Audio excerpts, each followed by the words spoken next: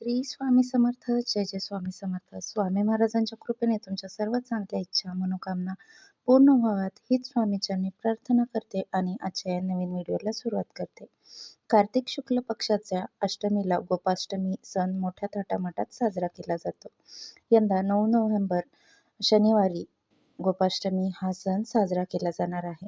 तर विशेषतः गायीचे पूजन करण्यासाठी किंवा गायीबद्दल कृतज्ञता व्यक्त करण्यासाठी आणि आदर व्यक्त करण्यासाठी हा सण समर्पित आहे.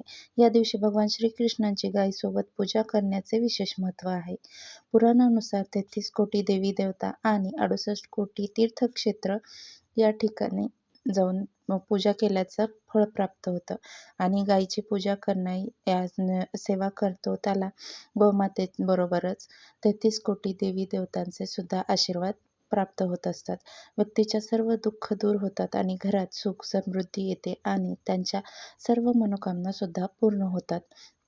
आणि म्हणूनच आपल्याला गोपाष्टमीच्या दिवशी शिवलिंगावरती ही एक वस्तू अर्पण करायची आहे आणि फक्त 24 तासामध्ये आपली कितीही कठीण इच्छा असो साक्षात महादेव पूर्ण करणार.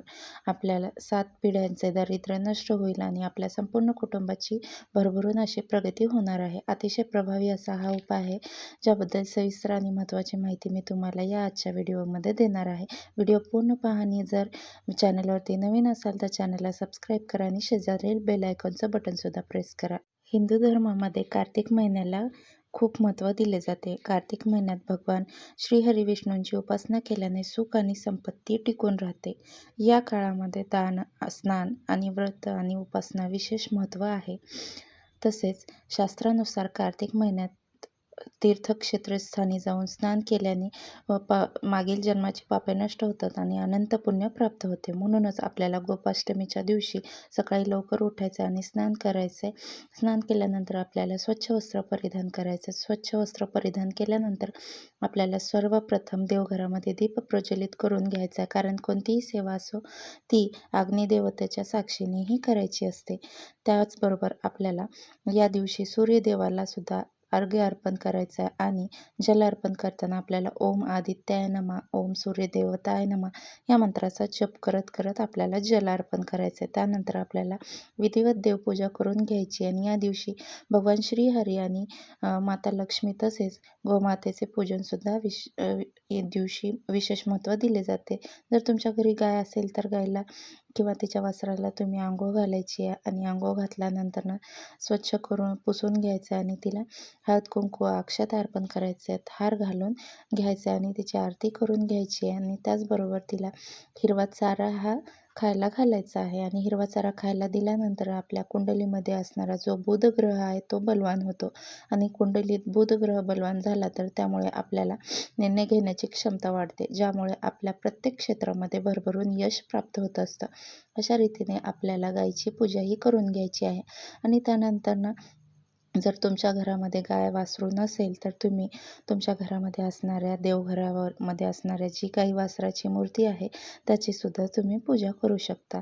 तर त्याची पूजा पण आपल्याला सेम त्याच पद्धतीने करायचं आहे. जसं तुम्हाला शक्य झाला तर तुम्ही गाईला आणि तिच्या वासराला अभिषेक करायचा आणि अभिषेक केल्यानंतर तिला स्वच्छ पुसून घ्यायचं आणि तिच्या स्थानी ठेवायचं आहे. त्यानंतर त्या मूर्तीला हळदी कुंकू अक्षता अर्पण करून घ्यायचं आहे. तर तसेच तिला फुलं अर्पण करून घ्यायचं आहे आणि गोडाधोडाचा नैवेद्य दाखवून अशा रीतीने सुद्धा आपण घरच्या घरी ही पूजा करू शकतो.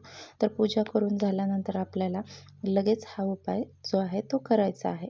आता हा उपाय जो आहे तो मी तर सकाळी करू शकता किंवा संध्याकाळीही करू शकता. फक्त भर दुपारी तुम्हाला कोणताही उपाय करायचा नाही आहे. तर हा उपाय आपल्याला आपल्याजवळ असणाऱ्या महादेवाच्या मंदिरामध्ये जाऊन करायचा आहे. तर ह्या उपाय करताना आपल्याला एक बेलपत्र लागणार आहे. त्याचबरोबर 3 शमीची पत्रंसुद्धा लागणार आहेत. आता काही कारणास तुम्हाला शमीपत्र नाही मिळालं तर तुम्ही 3 अखंड पांढरे शुभ्र तांदूळसुद्धा घेऊ शकता किंवा तांदळाचं स्वरूप घ्यायचं आहे. तर या 2 वस्तू त्याचबरोबर 1 लोटा जल हे आपल्याला घ्यायचं आहे. आपल्या घरामध्ये आपल्याला घेऊन जायचं आहे आणि आपल्याजवळ असणाऱ्या महादेवाच्या मंदिरामध्ये आपल्याला जायचं आहे. गेल्यानंतर सर्वात प्रथम आपल्याला महादेवांच्या प्रिय असणाऱ्या वस्तू अर्पण करून घ्यायच्या. जसं की महादेवांना पांढरी फुलं अतिशय प्रिय आहेत, धोत्राचं फळ, धोत्राचं फूल अतिशय प्रिय आहे, ते अर्पण करून घ्यायचं आहे. त्याचबरोबर पांढरी मिठाई अतिशय प्रिय, ती अर्पण करून घ्यायची आणि भस्म घेऊन गेले असेल तर तो लावून घ्यायचा आहे. आणि त्यानंतर आपल्याला हा उपाय जो आहे तो करायचा आहे. आपल्याला एक शिवलिंगावरती जल अर्पण करून घ्यायचं आहे आणि ते अर्पण करायचं आहे. आणि जल अर्पण करताना आपल्याला निरंतर श्री शिवाय नमस्तुभ्यम, श्री शिवाय नमस्तुभ्यम हा मंत्र जप करायचा आहे. महापुराणामध्ये बीज मंत्र हा त्याचा भाग आहे करायचा आहे. आणि संपूर्ण जल हे आपल्याला अर्पण करायचं आहे. अर्पण करताना आपला चेहरा जो आहे तो उत्तर दिशेला असला पाहिजे, अर्थात जी जलधाराची दिशा असते ती उभं राहून आपल्याला हे जल अर्पण करायचं आहे. आणि त्यानंतर आपण जे एक बेलपत्र घेऊन गेलेलं आहोत, त्याचबरोबर 3 शमीची पत्र घेऊन गेलेले, किंवा तुम्ही 3 तांदळ आहेत, तांदळाचे दाणे घेतले असतील तर ते सुद्धा आपल्या उजव्या हातामध्ये घ्यायचे आहेत. आणि आपल्या मनामध्ये इच्छा बोलून शिवलिंगावरती, जिथे माता अशोका सुंदरीचं स्थान असतं, माता अशोक सुंदरीचे एक रेषासारखी असते ते स्थान असतं, त्या स्थानावर आपल्याला हे बेलपत्र आणि त्याचबरोबर हे 3 शमीचे जे पत्र स्पर्श करायचं आणि आपल्या मनातील इच्छा बोलायची आहे. आणि त्यानंतर तिथलं उचलायचं आणि शिवलिंगावर पुन्हा एकदा आपल्याला मनातली इच्छा बोलून ते पान जे आहे ते अर्पण करायचं आहे. तर अतिशय प्रभावी असा हा उपाय आहे. हा उपाय केल्याने आपली कितीही कठीणातील कठीण इच्छा असेल ती साक्षात महादेव पूर्ण करतात. त्यानंतर आपल्याला तिथे बसून 108 वेळा श्री शिवाय नमस्तुभ्यम, किंवा पुरुष असतील तर ओम नमः शिवाय आणि स्त्रिया असतील तर नमः शिवाय या मंत्राचा आपल्याला जप करायचा, 108 वेळा जप करायचा आहे. करून झाल्यानंतर पुन्हा एकदा आपल्याला हात जोडून मनोभावे आपल्या मनातली इच्छा ही महादेवांना बोलायची आहे. आणि अशा रीतीने हा जो उपाय आहे तो आपल्याला अष्टमीच्या दिवशी करायचा आहे. आणि अतिशय प्रभावी हा असा उपाय आपल्याला केल्यावर आपली कितीही कठीणातील कठीण इच्छा असेल ही साक्षात महादेव पूर्ण करतील. म्हणून जास्तीत जास्त लोकांपर्यंत शेअर करा, जेणेकरून प्रत्येकाच्या आयुष्याचं कल्याण होईल. आणि हीच मनोकामना इच्छा श्री स्वामी समर्थांना करते. आणि सर्वांना आजच्या हा व्हिडिओ कसा वाटला, आवडला असेल तर लाईक करा आणि जास्तीत जास्त तुमच्या मित्रपरिवारामध्ये शेअर करा. आणि जर तुम्हाला व्हिडिओ आवडत असेल तर चॅनलला सबस्क्राईब करा आणि बेल आयकॉनचं बटनही प्रेस करा. यामुळे काय होईल, मी जे कुठले नवनवीन माहितीपूर्ण व्हिडिओ चॅनलवरती अपलोड करेल त्याविषयीची सर्वप्रथम नोटिफिकेशन तुम्हाला येईल आणि तुम्ही माझे कुठलेही व्हिडिओ मिस करणार नाही. त्यासाठी लाईक, शेअर आणि सबस्क्राईब. आजच्यापुरतं एवढंच. भेटूया अशाच नवनवीन माहितीपूर्ण व्हिडिओमध्ये पुढच्या व्हिडिओत. तोपर्यंत सर्वांना श्री स्वामी समर्थ.